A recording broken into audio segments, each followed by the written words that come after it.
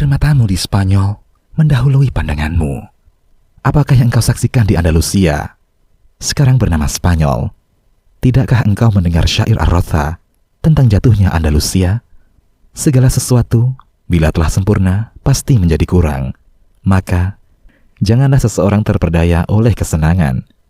Dalam segala hal, sebagaimana kita lihat, terjadi perputaran.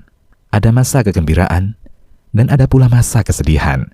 Hati kita akan terenyuh, dan lidah kita menjadi keluh. Berbagai peninggalan sejarah, sebuah negara besar, dengan bangunan-bangunan megah. Inilah akhir segalanya. Setiap memasuki masjid, hatiku bergetar. Berapa banyak orang yang pernah sholat di sini telah pergi, dan berapa banyak orang-orang yang beribadah telah tiada lagi. Orang-orang semua sibuk. Ini adalah Husaifisa. Ini gedung pertemuan. Ini dan ini. Seolah Islam hanyalah tinggal berupa bangunan-bangunan. Meskipun kami jarang mengunjungi masjid di sebelah rumah kami, namun masjid-masjid di Andalusia ini memang berbeda. Bahkan, berapa kali aku memasuki masjid kampungku, namun tidak sedikit pun hatiku bergetar. Padahal aku masuk untuk sholat, tetapi hatiku kini bergetar. Padahal aku sedang berrekreasi, bukan untuk sholat atau beribadah. Temanku yang berwarga negara Spanyol itu menceritakan kepadaku tentang keadilan kaum muslimin ketika mereka hidup di sini. Ia menceritakan kepadaku pengetahuan sejarah. Aku tidak tahu mana yang benar dan mana yang salah. Setiap kali aku menggerak-gerakkan kepalaku di akhir pembicaraannya, tidak aku dapatkan jawabannya.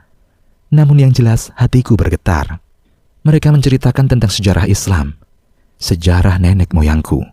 Sementara aku tidak tahu apa-apa tentang hal itu. Bahkan aku berpikir, apakah aku termasuk cucu dari orang-orang yang menaklukkan dunia? Aku meninggalkan Andalusia dalam keadaan bingung tentang arti yang terkandung dalam kata-kata itu. Melalui jalan laut, aku tiba di Maroko. Dengan mengendari bus, aku berangkat menuju kota temanku di Maroko itu. Ternyata ia tinggal dekat perbatasan Aljazair. Kami pun memasuki kota itu.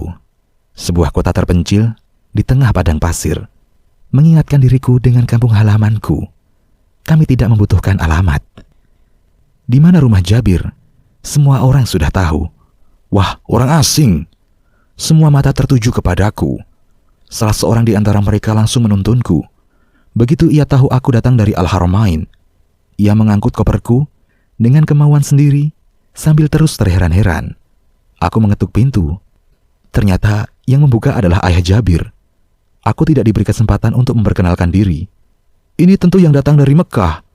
Ia segera memelukku. Mari, silakan masuk. Amat ramah, sehingga membuatku merasa malu. Ternyata sudah menunggu kedatanganku dengan penuh kerinduan. Semenjak 1 minggu, mereka telah menyiapkan pesta untukku. Demikian kata mereka. Usai meminum teh, mereka menyediakan untukku sebuah kamar yang rapi.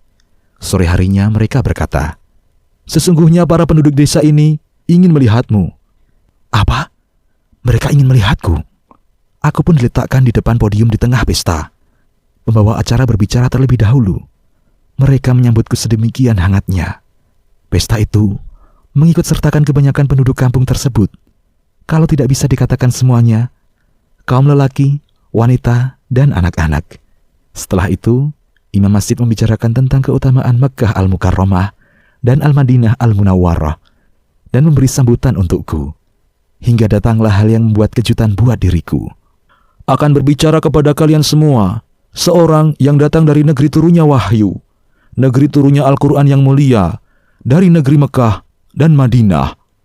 Sebelumnya aku tersenyum mendengar ucapannya.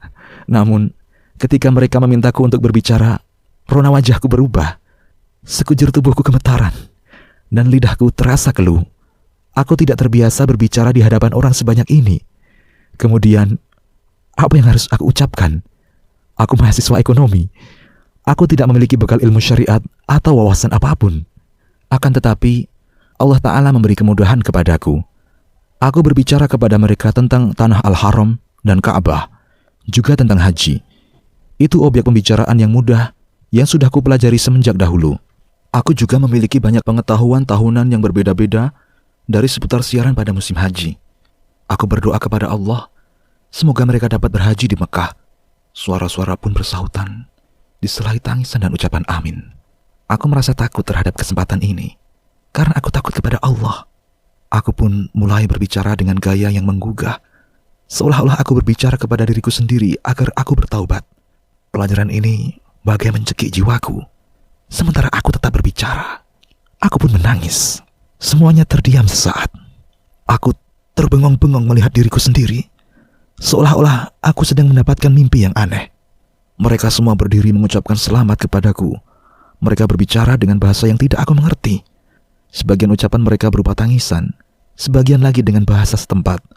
Setelah acara itu, seolah-olah aku baru saja menyaksikan sandiwara, dan aku sebagai pemeran utamanya. Kami pun diajak makan malam. Makanannya cukup untuk semua yang hadir. Namun, aku tidak dapat menikmati santapan tersebut. Dalam batinku, terdapat satu hal yang tidak aku mengerti. Aku masuk menuju kamar dan mengunci pintu sendirian, lalu menangis. Bahkan aku meletakkan wajahku di atas bantal, sehingga bantal tersebut dipenuhi air mata. Aku berusaha untuk merendahkan suaraku, sehingga tidak terdengar oleh penghuni rumah. Aku tidak tahu kapan aku mulai berhenti menangis.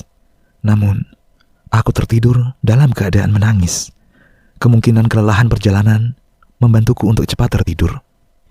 Pintuku diketuk. Waktu sholat subuh telah tiba. Aku berangkat ke masjid dan sholat dengan khusyuk. Aku menangis dalam sholatku. Aku bangun pagi itu dengan pikiran hilang. Tidak ingat lagi apa yang telah terjadi pada diriku. Tidak tahu bagaimana aku habiskan hari-hariku. Namun bermalam-malam, aku isi dengan tangisan. Dan pada siang harinya, kondisi itu terlihat pada diriku. Aku memutuskan untuk kembali ke negeriku. Meskipun mereka senang aku tinggal di negeri itu, namun aku sudah bertekad untuk pulang. Tujuan perjalananku adalah Jeddah. Dari Jeddah, ku teruskan perjalanan ke Mekah. Aku tinggal di Al-Haram seminggu, dan hanya keluar bila ada kebutuhan mendesak. Aku mulai membaca Al-Quran dengan serius dan sholat dengan khusyuk. Aku juga melakukan tawaf dengan tumakninah. Kemana diriku selama ini, sehingga melupakan semua ini? Kemana perginya tahun-tahun yang lalu? Aku tak mampu menghitung-hitung lagi, karena aku sudah tenggelam dalam tangisan, rasa penyesalan mendalam. Bila aku teringat dengan masa laluku, aku membuka mushaf dan membacanya. Air mataku bercucuran. Kemana perginya air mata ini? Selama bertahun-tahun yang lalu, aku tidak tahu. Rasa takutku berubah menjadi ketentraman, karena pelajaran-pelajaran yang kudapatkan di tanah Al-Haram. Aku membeli sebuah buku berjudul Hadi Arwah Ila Biladil Afrah, dan kitab lain berjudul Wahatul Iman karya Abdul Hamid Al-Bilali. Sebelum dan sesudahnya, segala puji bagi Allah yang mengampuni dosa dan menerima taubat.